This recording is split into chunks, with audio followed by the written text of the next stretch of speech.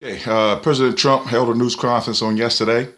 Depending on whether or not you were a supporter or are a supporter or not, the news conference was either successful or a complete disaster. Trump supporters loved what they saw. They saw a president who was combative, who was standing up to a prejudiced media, someone who's not giving him a fair shake. To everyone else, the 60% or so of Americans who either didn't support him or supported him but were kind of lukewarm in their support. The president was, not necessarily combative, as a little bit flippant, not completely honest, unhinged was some of the words that I've seen. Put all that to the side. I don't necessarily care about any of that as much as I'm looking at the substance of what was said. I know Trump supporters want this president to blow things up in Washington.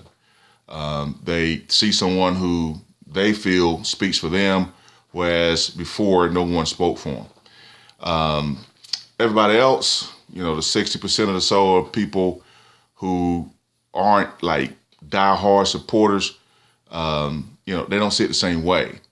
There are 40% of the people who are, I would say, anti-supporters, who are just like Trump supporters, but on the opposite side. And then there's that little mushy middle, people who really just want the president to lead. They want us to go next level. These are people who aren't necessarily partisan.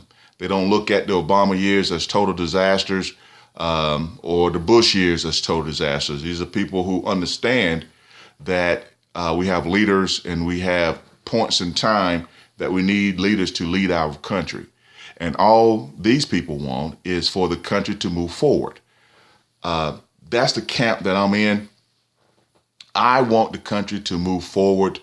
And sometimes I lean left, sometimes I lean right.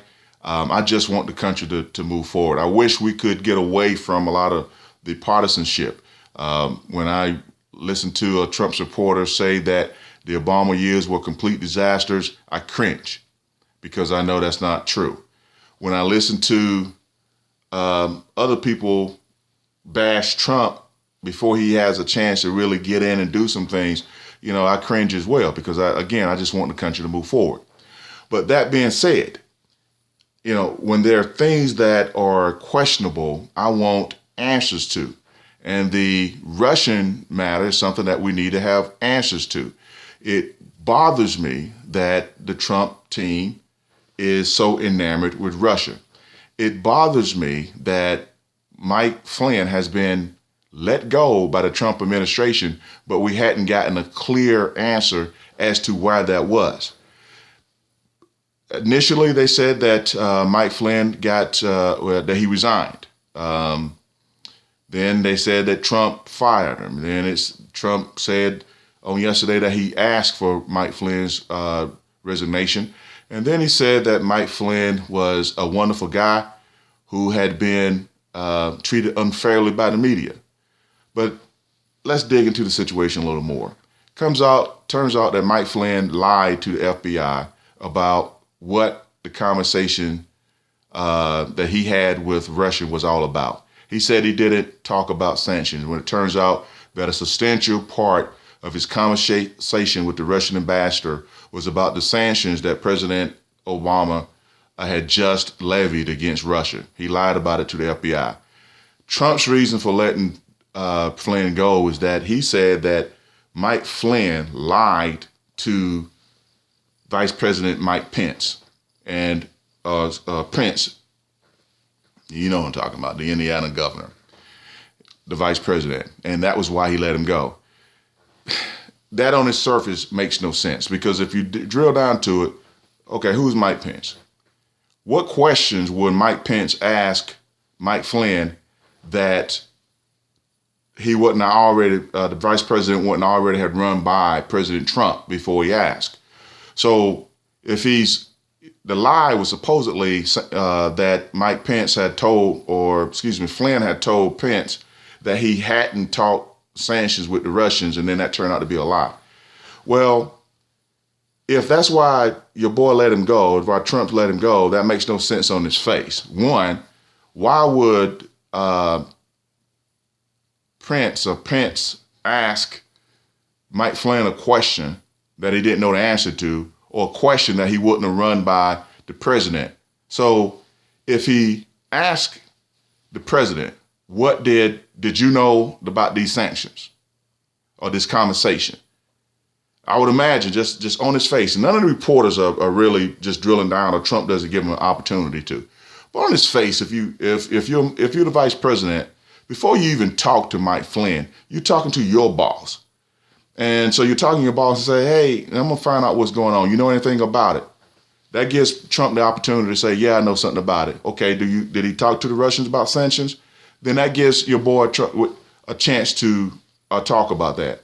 Because the only other question would be at that point is if Pence gets a response from the president that, no, I hadn't talked to him, you go talk to him, which would have turned out to be a lie, then Trump can't then come back and fire your boy for lying when he in fact lied. But then if he answered the question in the first place, yeah, I talked to him, he talked about sanctions, cool out, then it would have not have been a need for Flynn to even have a conversation with Pence about what was said to the Russians. So it's all a muddled lie. And then the question becomes, if you're lying about that, if you're lying about why Flynn got let go, if you're lying about the conversations that were had, why? And Trump supporters are so, blind to Trump at this point. And I can understand unbridled enthusiasm. I get that. But I'm thinking about the country as a whole. Why is the president and his team lying about Russia? And that's all I want to know. And so it's going to take, in my mind, the 60% of the Americans who are not like blindly worshiping Trump at this point to find out. And it's not about what happened during the Obama years. It's not about what happened during the Bush years. Those things are in the past. And the reason I say that, because Trump supporters always bring that up, is, in their mind, everybody was blindly supporting previous presidents. Why can't we blindly support Trump? I'm not buying the premise that anybody was blindly supported.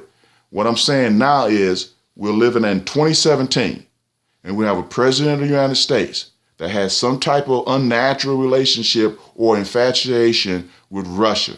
And I want to know why. He fired his national security advisor because of something about Russia. Not because what Flynn did, but because people were asking questions. And so he separated himself from Flynn. I want to know why. And it's all about America at this point. And Trump supporters, hey, I get you in love with your boy and you want his administration to succeed no matter what. Everybody else, this is about us. This is about our country. So we can't be blindly led right now. We can't be distracted. Let's find out what's going on. Russia hadn't changed. Russia is still Russia. Putin is not to be trusted. And if he is to be trusted by our president, we need to know why. Why is that? What's the relationship? And that's all I want to know. Okay? Okay.